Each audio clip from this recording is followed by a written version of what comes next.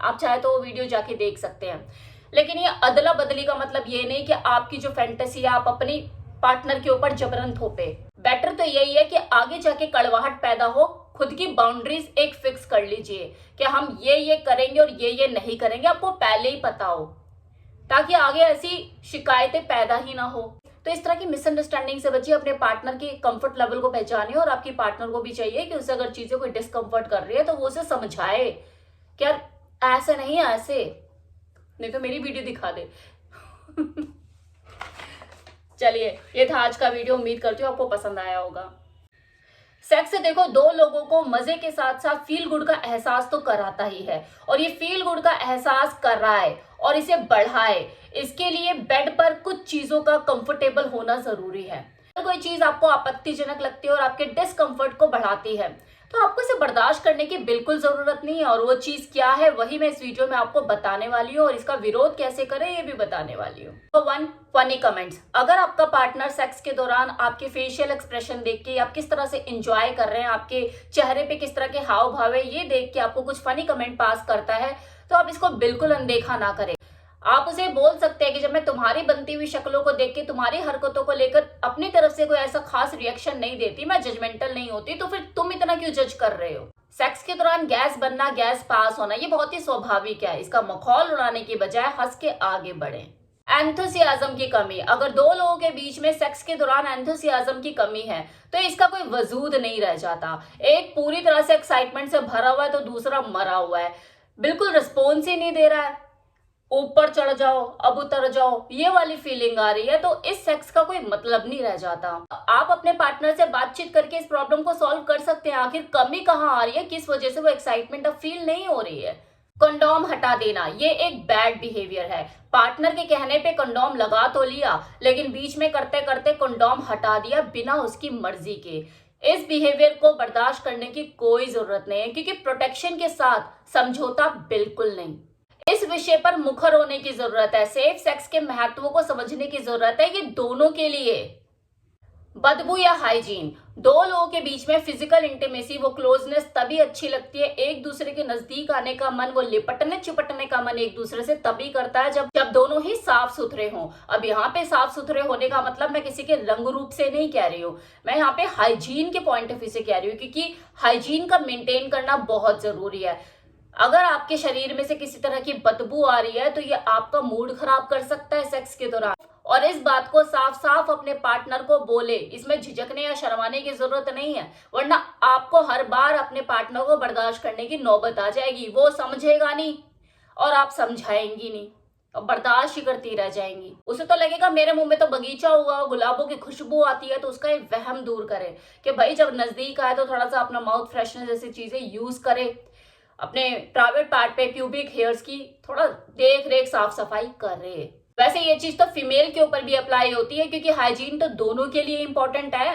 भाई लड़के से ही थोड़ी ना लड़की को बीमारियां लगेगी, लड़की से भी तो लड़के को लग सकती है ना, अगर वो हाइजीन मेंटेन ना करे। Anal sex. लोग बड़े आराम से कह के निकल जाते हैं कि यार दुर्घटनावश हो गया, लड़की को जबकि ये पता होता है कि हाँ उसके साथ जबरदस्ती की गई है, पीनस को उठा के दूसरी जगह डाला गया है। देखो, प्यार इस बात की इजाजत नहीं देता, प्यार आपको जबरदस्ती करने की इजाजत नहीं देता, और ना ही लड़की को किसी तरह की जबरदस्ती को बर्दाश्त करने की इजाजत देता है। प्यार का मतलब है एक दूसरे की रिस्पेक्ट करना, एक दूसरे की भावनाओं की कद्र करना। तो अगर आपके साथ किसी तरह की कोई जबरदस्ती की जा रही है कि मैं प्यार में हूं, मैं तुझसे प्यार करता हूं, या तू मुझसे प्यार नहीं करती है, मेरे लिए इतना नहीं कर सकती, तो साफ बोले मैं नहीं कर सकती हूँ। अगर लगता तेरे को हाँ ये प्यार की कोई शर्त है तो मैं इसे मानने के लिए बिल्कुल तैयार नहीं हूं, नहीं करती मैं तुझसे प्यार, भाड़ में जा। तो ये जो चीज है ना, इसके लिए आपको स्ट्रिक्टली एक्शन लेना होगा। अगर आप एनल सेक्स नहीं करना चाहती, नो मतलब नो है। सेक्स किसी को कैसे करना है या किस तरीके से करना है ये उसका निजी मामला है, आप उसे फोर्स नहीं कर सकते। ऑरल जैसी चीज है ये, एनल सेक्स, ऑरल सेक्स, ये आपसी रजामंदी से हो तभी अच्छा है। बेटर यही है कि आप अपनी सेक्स लाइफ को कंफर्टेबल बनाने के लिए कुछ बाउंड्री सेट कर ले। ये एक तरह से प्रोटेक्टिव लेयर की तरह काम करेगा कि भाई मुझे ये चीजें करनी है, ये चीजें नहीं करनी है, ताकि सामने वाले को कोई शिकायत ना हो, कोई अनचाही वो डिजायर अपने आपके सामने रखे ही ना, कि हाँ पहले से चीजें क्लियर है कि आप किस चीज में कंफर्टेबल है और किस चीज में नहीं। नेक्स्ट इज अदला बदली, मतलब वाइफ स्वैपिंग। कुछ लोगों की ये इनर फैंटेसी होती है, उनकी छुपी हुई डिजायर में से एक होती है कि हाँ, मुझे मेरी वाइफ को किसी दूसरे आदमी के साथ सेक्स करते हुए देखना है। बिल्कुल हो सकती है, मैं मना नहीं कर, मैंने तो इसके ऊपर अपने लाइफस्टाइल चैनल पे इसकी साइकोलॉजी के पीछे वीडियोस बनाए हुए हैं। लेकिन आपकी किसी भी फैंटेसी का मतलब ये नहीं कि उसे फलने फूलने के लिए खाद पानी मिले आपकी वाइफ की तरफ से। तो ये उसकी अपनी पर्सनल चॉइस हो सकती है, आप अपनी इस फैंटेसी को जबरन उसके ऊपर थोप नहीं सकते। नेक्स्ट इज पोर्न देखकर सेक्स करना। ये किसी एक को पसंद तो दूसरे पार्टनर को अननेचुरल लग सकता है, जो उसे बेडरूम में डिस्कम्फर्ट कर सकता है। Sex is all about fantasy, और फैंटेसी पे किसी का जोर नहीं चलता, ये दिमाग में आती जाती रहती हैं और कुछ लोग इसे पूरा करने के लिए किसी भी हद तक पहुंच जाते हैं। लेकिन जानते हैं इस फैंटेसी का सबसे बड़ा दुखड़ा क्या है? कि अकेले पूरी नहीं हो सकती। इसके लिए आपको एक पार्टनर की सेम माइंडसेट वाले, जो आपकी जैसी सोच रखता हो, जो उस फैंटेसी के लिए सेम डिजायर महसूस करता हो, ऐसे पार्टनर की जरूरत पड़ती है जो आपकी तरह ही सोच समझ विचार बुद्धि रखता हो। अगर आपके किसी फैंटेसी ने आपके पार्टनर का जरा मूड खराब करके रखा हुआ, उसे डिस्कम्फर्ट कर रखा है, तो उसे कंफर्टेबल करना भी आपकी ही जिम्मेवारी है।